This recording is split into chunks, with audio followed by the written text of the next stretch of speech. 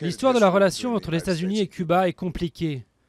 Je suis né en 1961, 2 ans à peine après la prise de pouvoir par Fidel Castro à Cuba et quelques mois après l'invasion de la baie des Cochons, qui avait pour but de renverser le régime. Notre politique avait de bonnes intentions, mais aucun pays ne nous a rejoints en imposant des sanctions contre Cuba. Cette politique a eu très peu d'effet, si ce n'est de fournir une excuse au gouvernement cubain pour imposer des restrictions contre son propre peuple. Une nouvelle génération d'Américains d'origine cubaine a commencé à questionner une politique qui a contribué à isoler Cuba du reste du monde, un monde qui lui est de plus en plus connecté.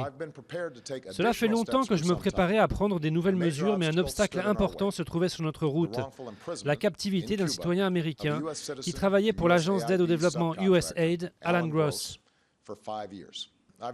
J'ai demandé à John Kerry de se pencher sur la désignation de Cuba comme pays soutenant le terrorisme. Cette étude sera basée sur la loi et sur des faits.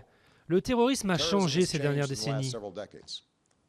Pendant la période de ces changements, je vais travailler avec le Congrès de manière honnête et sérieuse pour lever l'embargo. Les Cubains ont un dicton « No es facile ». Ce n'est pas facile. Aujourd'hui, les États-Unis veulent un partenaire pour rendre la vie des Cubains un peu plus facile. En particulier, je tiens à remercier Sa Sainteté le pape François, dont l'exemple moral nous a montré l'importance d'améliorer le monde plutôt que de se contenter de la réalité des choses. Todos somos americanos. Nous sommes tous américains. Le changement est dur dans nos vies et dans la vie des nations. Le changement est encore plus difficile quand on porte le poids de l'histoire sur ses épaules.